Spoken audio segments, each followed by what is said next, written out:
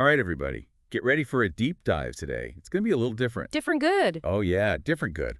We're on a treasure hunt for wisdom, those universal truths. I'm intrigued. Where are we looking?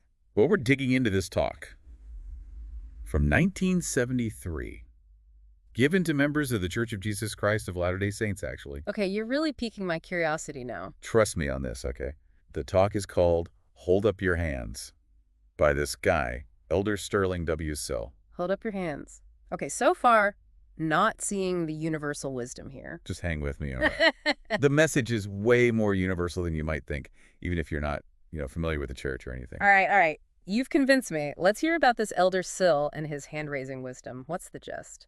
So he starts off talking about hands, like our actual physical hands. Hands. Right. Okay. Yeah, just bear with me. He uses this really vivid imagery. Like, imagine if you didn't have hands. Imagine if you had hooves instead. Okay, now you're just messing with me. No, seriously, think about it. Could you tie your shoes? Could you button your shirt? Could you even scratch an itch if you had hooves? All right, I see where you're going with this. It makes you appreciate what we take for granted. Exactly. He's highlighting how extraordinary the ordinary really is. Yeah. And that's just the start. He then uses this whole hand thing as a metaphor for all the gifts and abilities we have in life. Our skills, our talents, the opportunities we're given. Exactly. It's like he's saying, hey, look at everything you've got. Yeah. Now what are you going to do with it? I love that. So is that where the holding up your hands part comes in? You got it. But again, not literally, although I won't lie. I did picture a bunch of people raising their hands when I first read the title. I think we've all been there. But you're saying it's a metaphor. Oh yeah, big time. It's like this whole blueprint for success, and he breaks it down using, wait for it, our 5 fingers. Okay, now you're speaking my language. A 5-fingered blueprint for success. I am here for it. Tell me everything. Well, he starts with the thumb, naturally. The thumb. What's so special about the thumb? He's all about having a good, strong grip on things, right? Like knowing your stuff, understanding whatever it is you're doing. He even quotes Francis Bacon, like knowledge is power. Well, he's not wrong. Right. Whether it's your job, a hobby you're passionate about, even just like life in general, you got to know your stuff. It's that thirst for knowledge, that desire to keep learning and growing. Yes. And that's something everyone can relate to. Okay. You ready for finger number 2? Hit me with it. What's the next finger on the path to success? The pointing finger. Uh-oh. I know what they say about pointing fingers. Yeah, not exactly the best look, right? Right. But in this case, Sill uses it to talk about self-reflection. Self-reflection. Interesting. How does that tie into the pointing finger? Well, he's basically saying you have to be solid in your own beliefs before you can effectively lead or teach others. So it's like before you point that finger outwards, make sure you're pointing it inwards first. Right? Exactly. Know yourself, know what you stand for. Otherwise, you're just going through the motions. That internal compass thing. Gotta have that. Exactly. That's 2 fingers down, 3 to go. Ready for more. Lead the way. This is like a crash course in self-improvement. Okay, lay it on me. What wisdom did Elder Sill impart via the middle finger? So the middle finger, right. It's the biggest, the strongest. He uses it to talk about desire. Ah, I'm picking up what you're putting down. He's saying your desire has to be that big, that strong, if you want to succeed. You got it. He even tells this amazing story about Socrates to illustrate the point. Oh, yeah, the one where he chucks the guy in the river, right? That's the one. This young guy, right?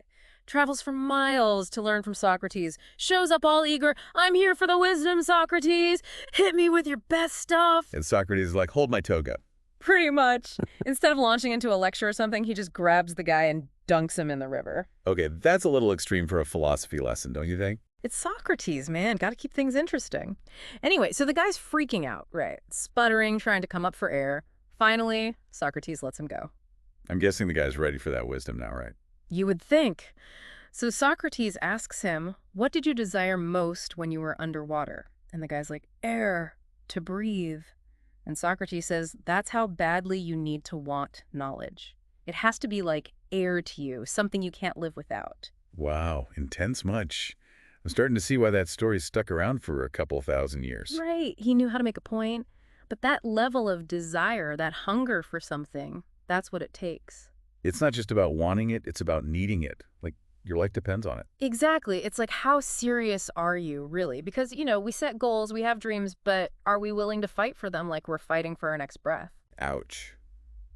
That hit a little close to home. I'm feeling very exposed right now. Hey, that's the first step, right? Recognizing it. Okay, moving on to the ring finger, and this one might seem a little out there. Hit me. This is why I love deep dives. Always something unexpected. So the ring finger, it's traditionally associated with love, commitment, that connection, right? Right. Engagement rings and all that. Exactly. And Sill uses it to talk about finding joy in your work and in your relationships. Okay, I can see where this is going. It's so easy to get caught up in the grind, in chasing success, that we forget to actually enjoy the journey. 100%. And Sill even says you can't do very well that which you don't enjoy doing. He's got a point. I mean, think about it. If you hate your job, if you're miserable in your relationships, how successful can you really be in the long run? Right. It's about finding that thing that lights you up. It's like that saying, choose a job you love and you'll never work a day in your life. Exactly. Now, it doesn't mean every day is going to be sunshine and rainbows, but overall, there should be that sense of fulfillment, of knowing that what you're doing matters. Okay, love it. Finding joy in the journey. All right, 4 fingers down. What's the pinky represent in Sill's grand hand metaphor? This is where it gets really interesting. So we've got the pinky finger, right? It's the smallest, the seemingly weakest finger. Yeah, not exactly known for its brute strength. Exactly. But Sill makes this really cool point. He says it's actually the most important finger of all. Wait, what? How can the pinky be the MVP of the hand? Because it represents action. Okay, I would not have guessed that, but I'm starting to see the connection. Right. You can have all the knowledge in the world. Thumb. A strong sense of self, pointing finger. That burning desire, middle finger. Even that joy we were just talking about, ring finger. Right, got it. You can have all of that. But without action, it's all for nothing. It's like they say, ideas are a dime a dozen. It's the execution that counts. Boom. And that's the thing, right? We can talk a big game, but are we actually walking the walk? It's so easy to get stuck in that planning phase, to let fear and procrastination hold us back. Exactly. But the pinky finger, it's a reminder that we have to translate those aspirations into tangible action. Okay, pinky promise. I'm ready to put that finger to work. But I have a feeling Sill's got more wisdom up his sleeve, or should I say, on his hand. You know it. So he brings up this ancient practice of wearing phylacteries. Phylactery. You'd have to break that one down for me. Phylacteries, they were these small leather boxes, right? And inside, people would put little scrolls of scripture verses. Right. They'd wear these boxes on their foreheads and their arms. On their foreheads, like literally strapped to their heads. Yep. It was this whole thing, a reminder of their faith, their commitment to God's laws. Okay, I'm getting some serious Indiana Jones vibes here. Right. It sounds a little out there to us now, but there's a really powerful message here.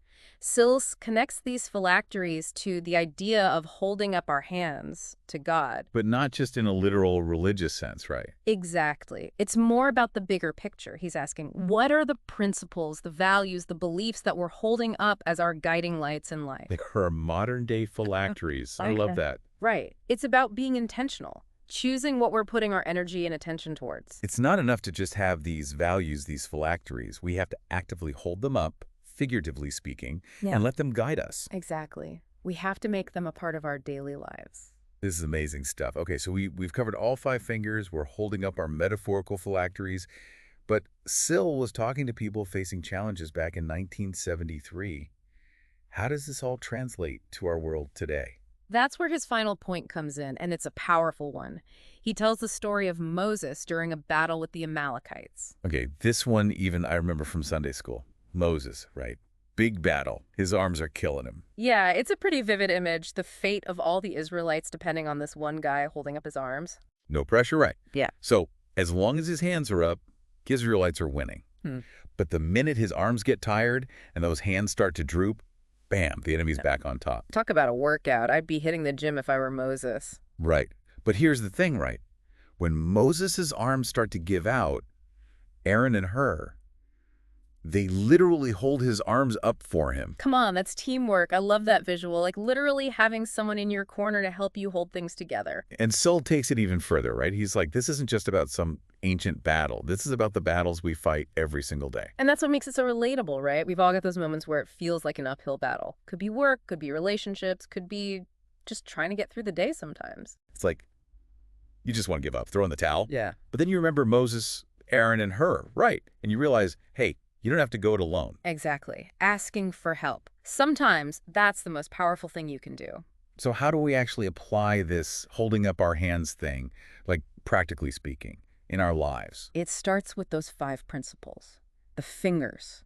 Are we actively seeking knowledge? Are we living our values? Are we finding that joy in our work, our relationships? Right, right. It's like a checklist. Exactly. Are we taking action? And are we surrounding ourselves with those Aaron and her people, the ones who have our backs, who will help us hold it together when things get tough? Because they're out there, right? Those people who want to see you succeed. They are. And sometimes all it takes is asking. This has been incredible. Elder Sill from 1973, dropping some serious wisdom. Right. You just never know where you're going to find those nuggets of truth. All right, everybody, as we wrap up this deep dive, I want to leave you with a little something to think about. A little homework. I love it. If you had to choose 5 phylacteries, right, those reminders, those guiding principles for your life, what would they be? Write them down. Put them on your bathroom mirror, whatever works. And remember, you don't have to do it alone. Until next time, keep those hands up, everybody, and keep diving deep.